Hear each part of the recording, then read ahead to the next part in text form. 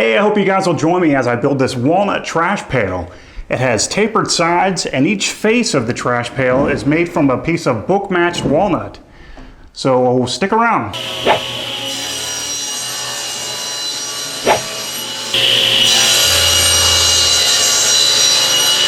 For the sides of the trash can, I'm going to take these 1-inch thick slabs of walnut, cut them right down the middle at the bandsaw, and then open up the two sides to form a book match. One of these boards has a knot right in the center, and I'm hoping that when I book match this board, it's going to make a really neat effect.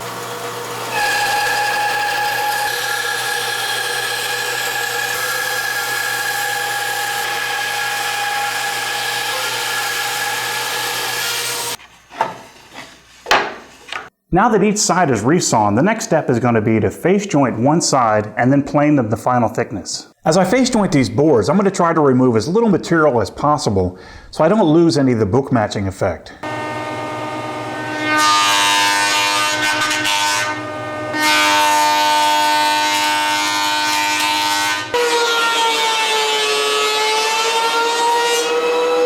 I intentionally made these panels a little bit too wide so that I can cut up the final width after they're glued together. Right now the total panel width is 12 inches and it only needs to be 10 inches wide at its widest.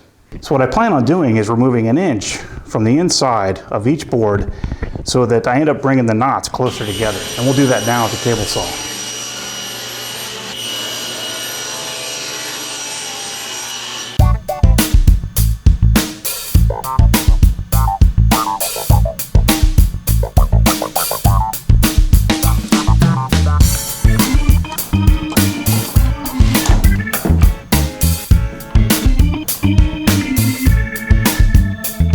With the panels out of the clamps and the glue scraped off, I can cut each one of them to their final length, which is 14 inches. In order to cut the tapers on each side, I used carpet tape to attach a small wedge to my table saw sled fence.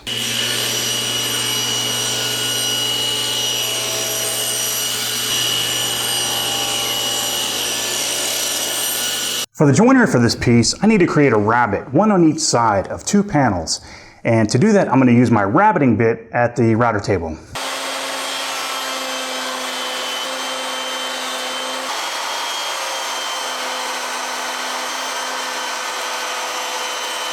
I should mention that I made these rabbets in 2 passes by moving the router fence back on the second pass. So after some final scraping and sanding, we'll be able to glue this together.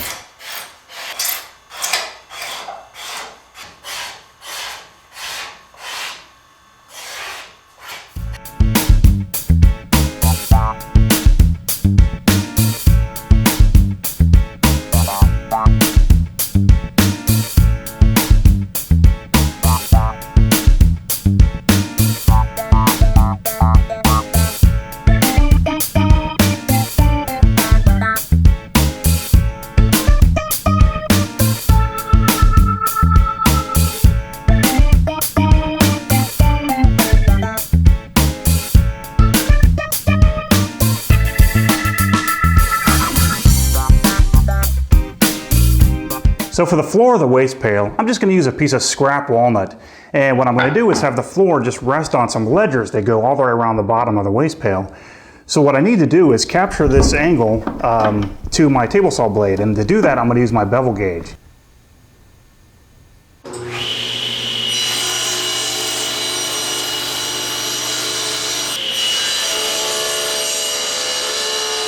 So I want the floor to be able to expand and contract with changes in humidity, so I'm going to use these little ledger blocks and just glue them in place to keep the floor from falling through the bottom.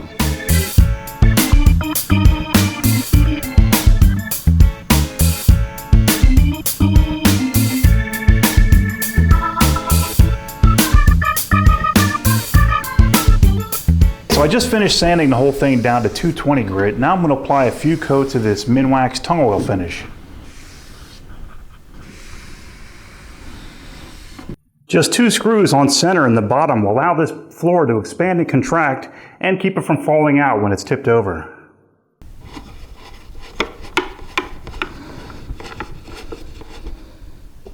So if anybody's interested in making one of these trash pails, I'll have the SketchUp file available for download at my website at garagewoodworks.com. I swear this thing looks like an owl. It's kind of creepy.